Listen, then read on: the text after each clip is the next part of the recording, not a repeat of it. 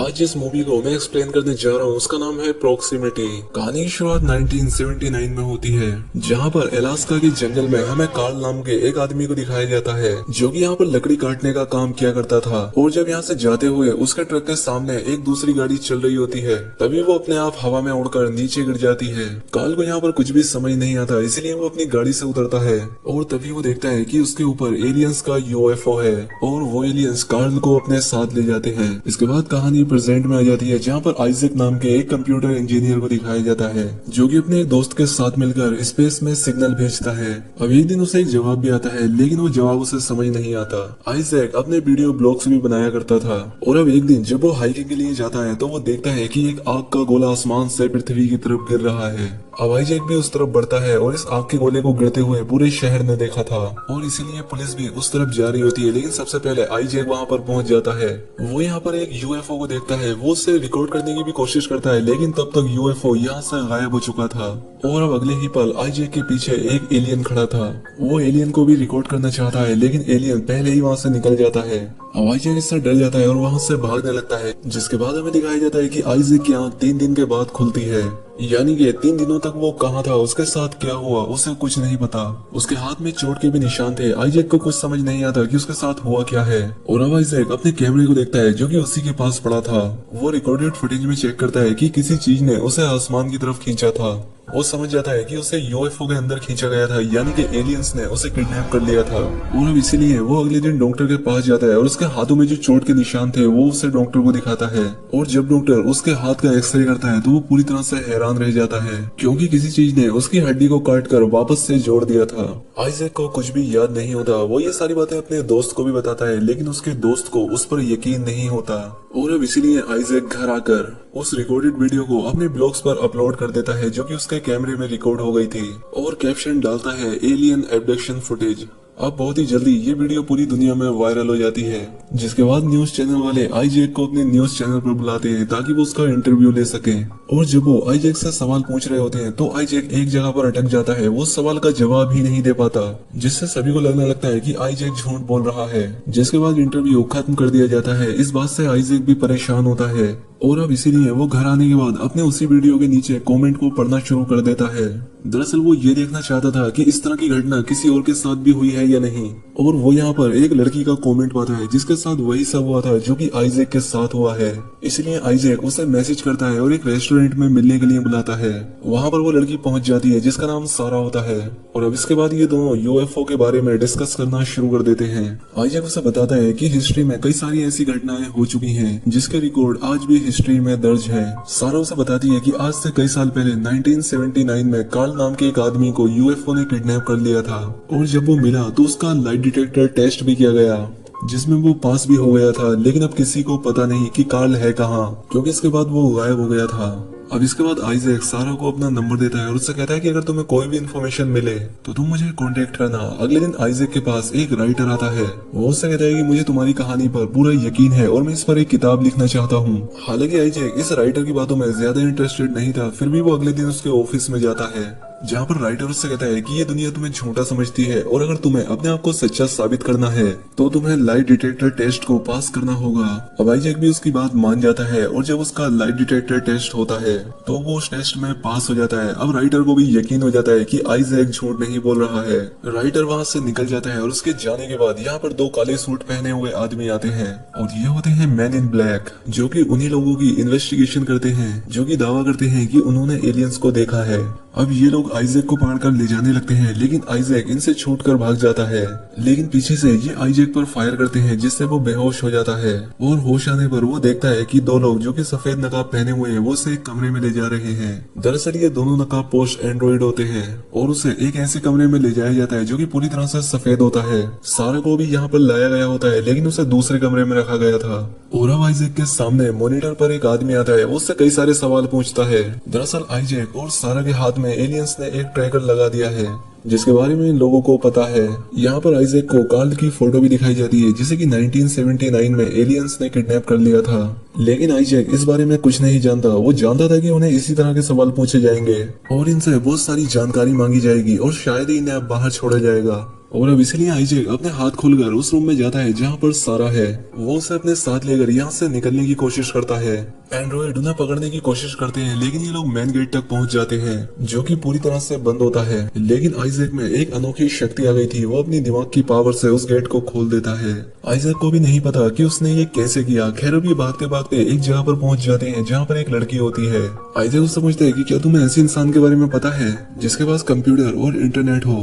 दरअसल यहाँ पर कहीं भी इंटरनेट नहीं होता। वो लड़की उसे एक लड़के का नाम पेपर पर लिख कर देती है क्योंकि उसके पास ये दोनों चीजें हैं। अब आइजैक और सारा उस जगह पर पहुंच जाते हैं। दरअसल ये एक हैकर होता है जिसका नाम जेड है, और इससे पहले कि ये जेड को कुछ बता पाते एंड्रॉइड इनका पीछा करते हुए यहाँ आ जाते हैं और इसलिए ये तीनों यहाँ से भाग जाते हैं। रास्ते में जेड इन्हें बताता है कि जिन लोगों ने तुम्हें किडनैप किया था ये यूनाइटेड नेशन की एक सीक्रेट एजेंसी है। मैं इनकी एजेंसी के सीक्रेट सिस्टम को हैक कर चुका हूँ। आइजैक उससे कहता है कि मैं किसी भी तरह से कार्ल तक पहुँचना चाहता हूँ, क्या तुम मुझे उसकी लोकेशन बता सकते हो। जिसके बाद जेड किसी तरह से कार्ल की लोकेशन पता कर लेता है जो कि इस वक्त कनाडा में होता है, और ये उसके सर्वर का पता लगाकर उसे वीडियो कॉल करते हैं। आइजैक कार्ल को बताता है कि जो कुछ तुम्हारे साथ हुआ है वो सब मेरे और सारा के साथ भी हुआ है। कई दिनों पहले मैंने स्पेस में सिग्नल भेजे थे जिसके बदले में मुझे एक मैसेज रिसीव हुआ था, लेकिन मुझे उस वक्त लगा था कि शायद ये ग्लिच है, लेकिन अब मुझे समझ आ चुका है कि वो सिग्नल मुझे एलियंस ने भेजा था। कार्ल उस सिग्नल को इनसे मांगता है और जब ये लोग उसे वो सिग्नल देते हैं तो कार्ल उस सिग्नल को एक ऑडियो फाइल में कन्वर्ट कर देता है, और जब वो उस ऑडियो को सुनता है तो उसे पता लगता है कि आज से ठीक 5 दिन बाद एलियंस एक बार फिर से धरती पर आएंगे। वो आइजैक और उसके साथियों से कहता है कि तुम जल्द से जल्द कहीं छिप जाओ क्योंकि सीक्रेट एजेंसी वाले तुम्हें किसी भी कीमत पर ढूंढ के ही रहेंगे। इसके बाद कार्ल कॉल को डिस्कनेक्ट कर देता है और दूसरी तरफ सारा, जेड और आइजैक ये फैसला लेते हैं कि ये लोग कार्ल के पास कनाडा जाएंगे। जिसके बाद ये लोग ट्रेन में बैठकर वहां के लिए निकल पड़ते हैं, लेकिन दो एंड्रॉइड एक बार फिर से इनके पीछे पड़ जाते हैं क्योंकि सीक्रेट एजेंसी अभी भी इन्हें ट्रैक कर पा रही थी। लेकिन ये उन एंड्रॉइड से बचकर किसी तरह से उस जगह पर पहुंच जाते हैं जहां पर की कार्ल रहा करता था।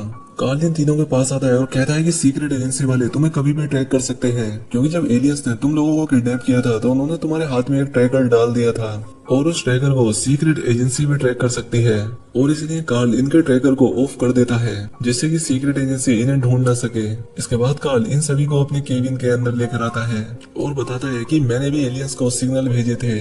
हालांकि मुझे रिप्लाई आया था लेकिन वो सिग्नल इतना स्ट्रॉन्ग नहीं था और इसलिए मैं उनके मैसेज को डिकोड नहीं कर पाया, लेकिन जो मैसेज तुम्हें मिला वो बहुत ज्यादा स्ट्रॉन्ग था जिससे कि मैं ऑडियो फाइल बना पाया। दरअसल मैंने एक ऐसा सॉफ्टवेयर बनाया है जिससे मैं किसी भी फाइल का ऑडियो बना सकता हूँ, और अब हमें पता है कि एक बार फिर से एलियंस बहुत ही जल्द धरती पर आने वाले हैं। खैर अब वो दिन आ जाता है जिस दिन एलियंस को धरती पर आना है। अब 4 बजने में सिर्फ 5 मिनट बाकी थे और अब इन लोगों को केबिन के अंदर से अजीब अजीब आवाजें आने लगती हैं। आइजैक केबिन से निकल जाता है और जंगल में एलियंस को ढूंढना शुरू कर देता है, और अगले ही पल उसे एहसास होता है कि उसके पीछे कोई है, और जब वो पीछे देखता है तो उसके पीछे वही एलियन होता है जिसे वो एक बार पहले भी देख चुका था। वो उस एलियन से पूछता है कि तुम क्या चाहते हो, और एक बार फिर से सब कुछ ब्लैक हो जाता है। और अब अगले ही सीन में हम देखते हैं कि आइजैक उसी केबिन में होता है जहाँ पर कि उन सबके सामने वो एलियन भी होता है।